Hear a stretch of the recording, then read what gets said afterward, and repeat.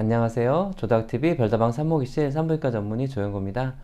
지난 강의를 들으시고 제왕절개 수술 후에 최상의 상처 관리를 통하여서 흉터가 가장 최소로 되는 그런 좋은 결과를 되시기를 기대합니다. 이번 35번째 강의 주제는 임신 중 현명한 영양제의 선택입니다. 임신 중에 태아 기형의 예방 및 태아와 산모의 건강을 위해서는 균형 있고 충분한 영양제의 보충이 필요합니다. 바커의 태아 프로그래밍 이론에 따르면 태아에 있을 때의 영양 공급이 출생 이후에 성인기에 있어서도 대사질환이라든지 여러가지 심장질환과 관련이 되어 있어서 태아의 그런 영양이 매우 중요한 것으로 되어 있습니다. 그러면 임신 중 꼭 필요한 필수 영양소 5형제에 대해서 말씀드리겠습니다. 필수 영양제는 초기에 엽산, 또 철분제, 비타민 D, 칼슘, 오메가3가 있겠고요. 또 부가적으로 유산균에 대해서도 말씀을 드리겠습니다. 이러한 필수 영양소를 영양제를 통해서 보충하는 것도 중요하지만 우선적으로 임산부가 음식을 골고루 충분하게 잘 드시는 것이 1차적으로 영양 보충을 위해서는 중요하게 되겠습니다. 첫째로 엽산제, 비타민 9이라고 하는데요. 엽산은 초기에 태아의 신경세포를 형성하는 것에 중요한 비타민으로 되어 있고요. 그래서 임신 3개월 전부터 임신하고 3개월까지 하루에 400마이크로 이상을 복용하도록 권장하고 있습니다. 특별히 임신 전에 당뇨가 있었거나 전에 신경관 결손증이라든지 다른 기형이 있었던 경우, 또 뇌전증, 간질이라고 하죠. 이런 분들이 약을 복용하시는 경우에는 보통 복용량보다도 10배 이상인 4000 마이크로그램, 4mg을 복용하도록 권장하고 있습니다. 그래서 이러한 엽산제의 복용은 태아의 기형이라든지 신경의 결손증, 심장기형, 또 얹혀이와 같은 그런 기형을 60에서 70% 정도 줄여줄 수 있는 걸로 되어 있습니다. 쉽게 활성 엽산으로 전환이 되는 폴레이트, 천연 엽산은 푸른 채소라든지 달걀, 과일, 콩류 등에 많이 함유되어 있는 걸로 되어 있습니다. 둘째로 철분제입니다. 철분제는 적혈구를 구성하는 필수 무기질로서 임신 중에는 철분의 요구량이 급격히 증가하기 때문에 철분제를 보충을 하여 주셔야만 됩니다. 철분이 부족한 경우에는 임산부가 피곤감을 느끼거나 임산부 빈혈, 또 태아 쪽에서는 태아 발육질이라든지 조산, 조기진통, 사상과 같은 그런 위험성이 증가되는 걸로 되어 있습니다. 임신 중 철분제 복용 시작은 임신 4개월이 지난 16주에서 20주 사이에 복용을 시작하면 되겠습니다.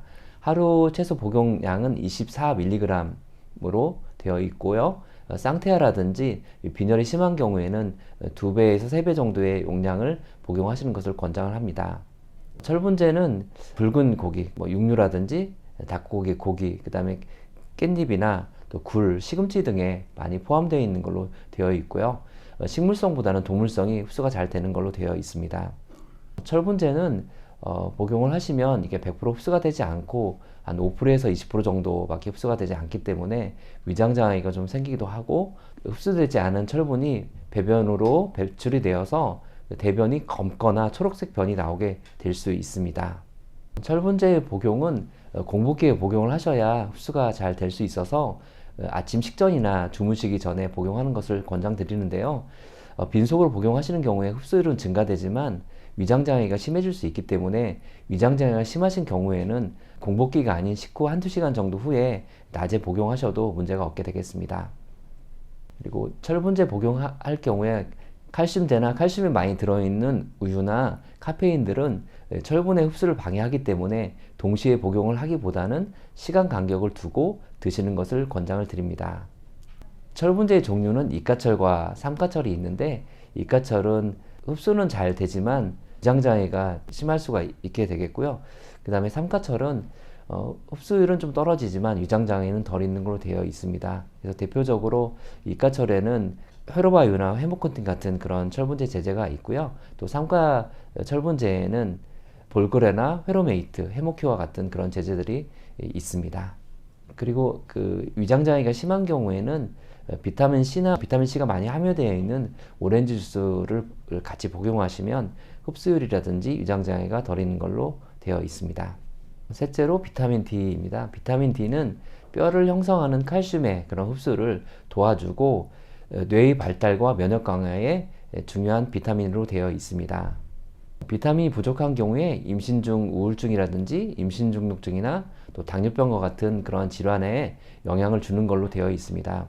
비타민 D는 우리가 햇빛을 쐬인 경우에 피부에서 합성이 되게 되는데, 일반적으로 저희가 실내 생활을 많이 하게 되고 비타민 D가 많이 들어있는 송어나 연어, 버섯 등을 평소에 우리가 많이 복용하지 않기 때문에 일반적으로 비타민 D 제제를 영양제로 보충하지 않으면 대부분은 부족하게 됩니다.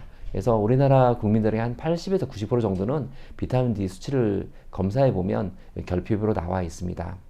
그래서 임신 중에 그 비타민 D 하루 섭취량은 15 마이크로그램, 600 IU 정도 복용하시면 되겠습니다. 그래서 그 비타민 D의 그 정상 수치는 30에 100 나노그램 퍼 밀리리터인데요. 30에서 100 사이의 정상인 경우에는 800에서 1000 IU 정도의 비타민 D를 복용하시면 되겠고, 30 미만으로 낮으신 경우에는 1000에서 2000 IU 정도를 복용하시면 되겠습니다.